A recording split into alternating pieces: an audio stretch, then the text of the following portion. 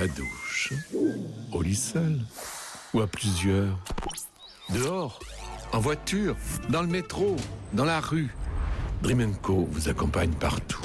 Dream & Co, le podcast. L'invité de Dream & Co aujourd'hui cumule des millions de vues sur les réseaux et pourtant elle n'est pas influenceuse arnaqueuse. Oh que non, elle fait rire la France entière chaque jour. Bonjour Diane. Bonjour. Alors pour ceux qui ne te connaissent pas, comment tu pourrais te présenter en quelques mots ? Je m'appelle Diane Segard et pas Ségard, c'est important de le préciser, et je suis comédienne, voilà. Tu as toujours été comédienne ? Oui. Ou tu faisais quelque chose avant Avant, une formation ? En fait, j'ai commencé par une formation de théâtre dans un conservatoire d'arrondissement, le 15e, que je salue, et le 10e également. Hola. Et après, j'ai tenté les écoles nationales que je n'ai pas eues. Et en fait, ce qui s'est passé, c'est que j'ai déménagé et du coup, j'ai quitté mon noyau théâtral de cœur avec qui on montait des projets.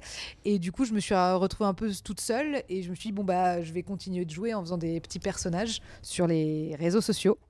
Et voilà, ça a commencé comme ça, toute l'aventure Instagram, TikTok. Comment t'es venue justement cette idée de faire ça sur Insta, enfin ces pastilles là comme ça ? À la base, moi je l'avais vraiment fait parce que je voulais continuer de jouer. J'étais toute seule et je savais pas, j'étais dans une ville que je connaissais pas, j'avais mes amis qui étaient plus là, donc c'était très dur. Et du coup, je l'ai fait vraiment, mais parce que juste je voulais m'amuser et m'éclater. Et c'était le seul moyen que j'avais, parce qu'en plus les théâtres, je les connaissais pas. Enfin bref, j'étais un peu paumée. Et donc je l'ai fait vraiment principalement pour m'amuser au début. Voilà. Alors pour ceux qui ne me connaissent pas encore, Ouais. les losers, tu fais un panel de plein de personnages, Ouais. on peut dire de la vie quotidienne, Ouais. que tu pousses à l'extrême. Dieu va venir me sauver ? À quelle heure ? Parce que j'ai quand même taïchi à 16h30, donc ça risque de faire just là, non ? C'est rien, Minou, c'est les apôtres. Les témoins de Jéhovah, pardon. Les témoins de Jéhovah, mais je gère. Oh, excusez-moi, ça fait un bail que j'ai pas fait de catéchisme, alors je suis un peu rouillée. Si je crois... moi j'ai beaucoup cru, beaucoup cru. Moi je suis quelqu'un qui croit énormément. La semaine dernière j'ai cru que j'avais gagné au loto. Non, déception. Et là aujourd'hui j'ai cru dur comme fer que j'avais mis de l'assouplissant dans la machine. Non. Du coup je me retrouve avec des gilets, des caracos tout rêches qui font des bouloches. Je suis hyper déçue. Donc j'ai cru, je ne crois plus. Voilà où j'en suis. Si là vous faites du porte-à-porte dans l'espoir de démarcher de nouveaux clients, moi je vous déconseille la maison au bout du chemin au volet bleu. Voilà. Non, mais parce qu'en fait, le propriétaire sort d'une procédure judiciaire un peu longue. Voilà, beaucoup de gens ont témoigné contre lui. Donc, si vous déboulez devant sa porte en disant « Coucou, c'est les témoins de Lady Gaga, on souhaite un bon pour accord non, vous l'aurez pas. Voilà, ça va lui rappeler de mauvais souvenirs. Voilà, les témoins, c'est... Ouais. Voilà. En tout cas, je vous souhaite une bonne journée. J'espère que vous aurez beaucoup de followers. Voilà. Au revoir. Ils sont hyper sympas, ces témoins de Booba, C'est des gens que tu rencontres, enfin, comment t'écris, comment tu te... Alors non, c'est pas forcément des gens que je rencontre. Tant mieux, quelque part parfois, j'ai envie de te dire. Ouais, c'est pas ma mère ou quoi. Mais non, c'est. Je pense que déjà j'aime beaucoup les personnes névrosées, toujours un peu border. J'ai une affection évidemment pour les mamans, parce que je trouve que les mamans c'est toujours des palettes de jeux hyper intéressantes, parce qu'il y a un peu de tout dans les mamans. Et ce que j'aime surtout, c'est que ce soit des personnes, oui, qu'on puisse se reconnaître dedans, ou une tante, une cousine, des gens assez humains finalement. Dream & Co, le podcast. T'écris toute seule ? Alors oui, j'écris toute seule les pastilles, et maintenant pour les pastilles sur les pâtes des glaïeuls, je ne suis plus toute seule, puisque je suis rejointe dans l'écriture par Mathilde Guétrier-Guig, qui est mon acolyte de cœur dans le travail et dans l'amour aussi, dans l'amitié. Et donc du coup, on travaille ensemble sur les pâtes des glaïeuls. Pour la retrouver tout à l'heure. Qu'on retrouvera tout à l'heure. On va annoncer quelque chose. J'ai hâte qu'elle arrive. Oui. Tu testes tes sketchs sur des gens autour de toi, justement ? Non, pas du tout. Donc tu lances comme ça ? Pas du tout. Je supporte pas qu'on regarde mes vidéos à côté de moi. Je déteste. Donc je coupe mon portable. Non, vraiment, je me regarde pas. Je fais mon truc toute seule, et je supporte pas quand quelqu'un est là et que je dois faire une vidéo. Je supporte pas qu'on me regarde faire. Enfin, c'est vraiment, c'est moi avec moi-même, quoi. Mais c'est compliqué comme exercice, parce que sur les réseaux, on a un temps limité. Ouais.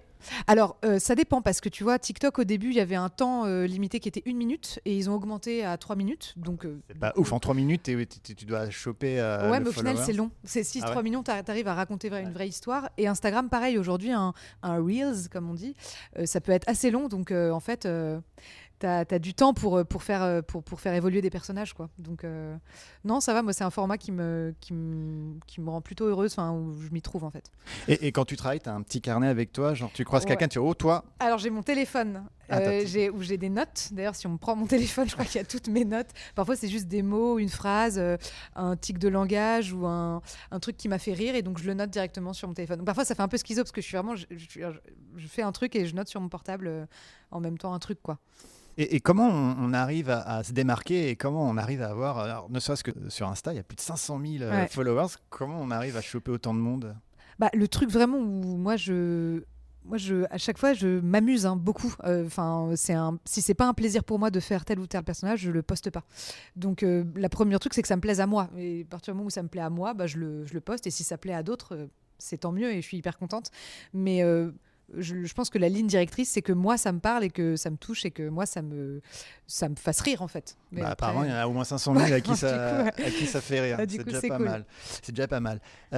Qu'est-ce qui t'a donné envie? Quels sont les comiques ou les comédiens qui t'ont donné envie de faire ce métier? En fait, moi, j'ai vraiment été élevée dans les films des années 90, donc tout ce qui était Opération Cornette Biche, Papy fait de la résistance, Les Visiteurs, tout ça. Donc Valérie Lemercier, évidemment, grande référence.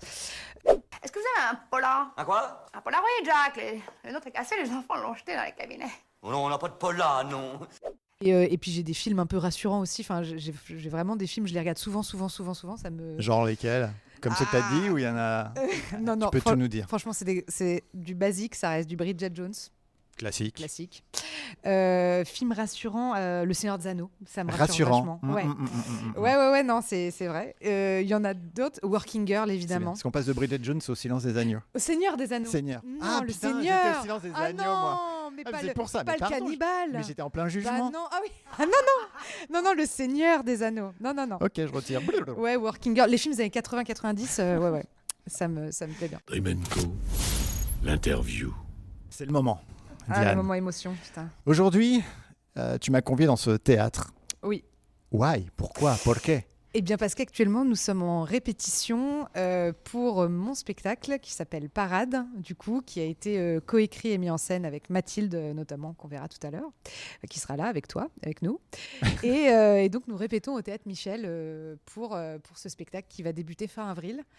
On part sur les routes de France. Alors, autant le dire, parce que j'ai regardé, j'ai voulu prendre ma petite place. C'est complet. C'est complet. Complet. Ouais. On va roder le spectacle, mais c'est complet. C'est complet. Mais ça, je suis désolée d'ailleurs si vous vouliez venir. Enfin, pour l'instant, c'est complet. Ouais. Mais ça, on peut attendre 2024. Oui, il y aura des dates en 2024 qui vont arriver. Il y a Paris aussi qui n'est pas encore ouvert et qui arrivera bientôt. Mais c'est vrai que pour l'instant, toute la tournée de rodage est complète. Et alors, tu peux nous présenter, parce que qui vois-je au loin elle est arriver? là. Incroyable, Elle est cette beauté. Et je ne dis pas ça parce que je la connais et que je suis amoureux d'elle, pas du tout. Je- Mathilde, tu nous la présentes. J'ai déjà dit Mathilde, mais bon, c'est pas grave. Eh ben, je vous présente Mathilde Guétré-Erguig. Physiquement rapproché. Donc, metteur en scène. Comment on dit metteur, metteuse? Tu peux dire metteur Ou génie? metteuse. Ou génie? Ou... Génie de scène. Je n'irai pas jusque-là, mais si tu veux me l'attribuer, je dis OK.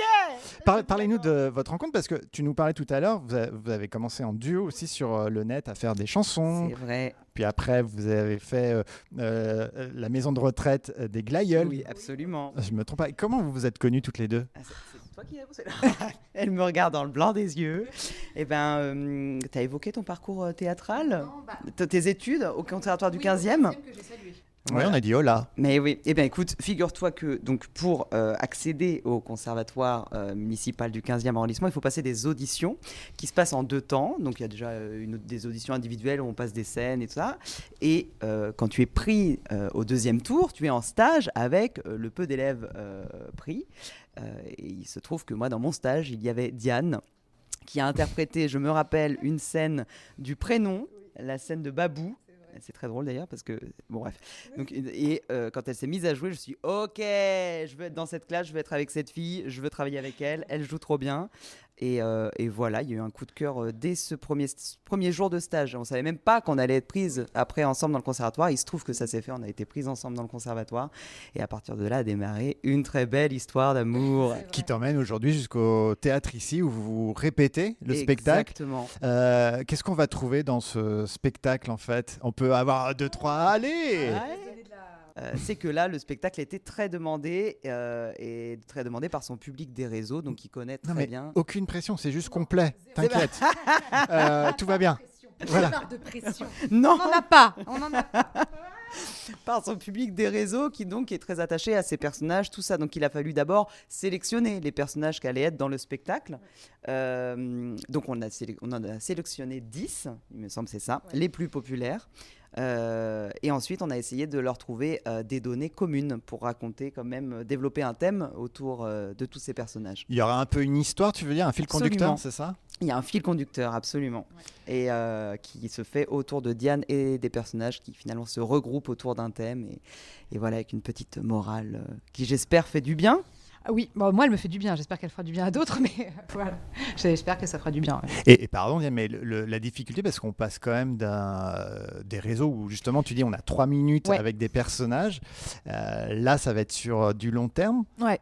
Alors du coup, c'était ça Comment aussi. Comment t'appréhendes ? Alors j'appréhende En fait, déjà, de base, moi, je voulais pas faire de spectacle si Mathilde ne me mettait pas en scène et ne m'accompagnait pas. Donc, parce que je savais très bien que, en gros, c'est ce que j'avais dit à Mathilde, c'est que moi, j'allais apporter le brut, les personnages bruts, voilà, ces pastilles-là qui sont courtes. Et pour un format long, j'avais dit à Mathilde, je sais que toi, tu vas y mettre ta subtilité, la saveur et le liant. Et il y avait aussi une complète confiance en Mathilde. Et le gros travail qui a été au début des séances, c'est de leur trouver un corps à ces personnages-là, notamment parce que comme on les voit que de buste, et ça a été hyper intéressant parce qu'on a travaillé du coup avec les corps. Et moi, ça faisait longtemps que j'avais pas joué au théâtre, donc c'était aussi un peu une remise en bouche. Mais ouais, c'est un plaisir de travailler ensemble et en totale confiance. Enfin, vraiment, on peut se mettre à poil. Enfin, je ne me mets pas à poil, mais en tout cas, c'est une mise à nu qui est. Non, mais peut-être en 2025, on verra. Mais... Bah, merci beaucoup. Merde à toutes les deux. On prend. À bientôt. Merci. Au revoir. Merci beaucoup pour cette invitation. Abonnez-vous à Dream & Co, c'est gratuit.